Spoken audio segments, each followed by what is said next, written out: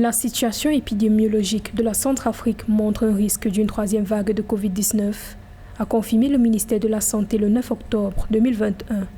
Les données révèlent une menace d'introduction d'un nouveau variant détecté dans un bateau commercial en provenance du Congo-Brazzaville. 48 personnes étaient à bord, dont 12 déclarées positives à Mongumba, près de la capitale Bangui. Depuis le début du mois d'octobre 2021, le taux de positivité au Covid-19 a légèrement augmenté en Centrafrique, mais les autorités s'efforcent de renforcer la campagne de vaccination pour redresser la situation.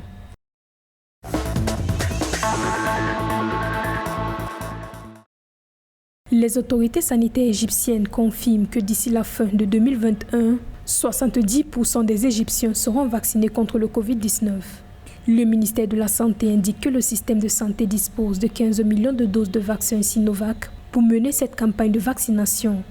La vaccination inclura les jeunes âgés de 16 ans et plus et selon le ministère, l'âge du droit à la vaccination va diminuer dépendant de la disponibilité des vaccins. Pour l'heure, l'Égypte poursuit son plan de fabrication locale de vaccins pour contenir la propagation du virus.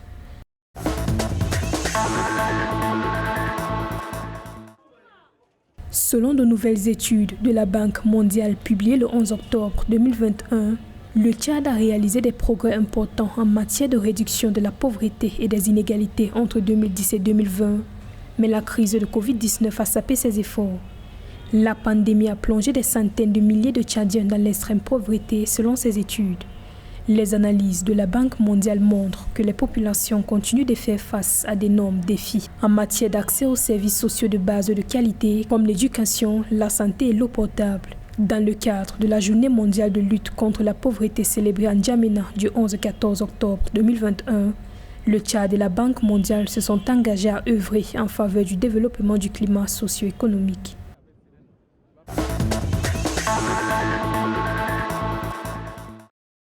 L'Ouganda a ouvert le 11 octobre 2021 plus de centres de vaccination dans la capitale Kampala dans le but de stimuler le programme de vaccination anti-Covid-19. Les nouvelles infrastructures seraient situées dans divers espaces ouverts tels que des parcs à taxis, des stades et des zones de détente selon le ministère de la Santé. Le ministère indique que l'objectif est d'atteindre la barre des 22 millions de personnes vaccinées d'ici la fin 2021.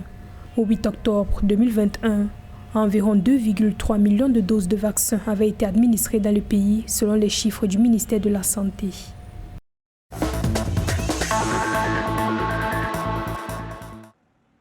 La Guinée-Bissau a prolongé l'état d'urgence sanitaire jusqu'au 26 octobre 2021 pour contenir la propagation du Covid-19. Selon un décret du gouvernement rendu public le 11 octobre 2021, la mesure de 15 jours maintient le port obligatoire du masque dans les espaces publics et exhorte les services publics et privés à exclure les employés non essentiels de leurs fonctions. La mesure maintient également la fermeture des lieux de divertissement, l'interdiction de la pratique sportive collective, la tenue d'événements sociaux, culturels et politiques, ainsi que des réunions et manifestations de plus de 25 personnes.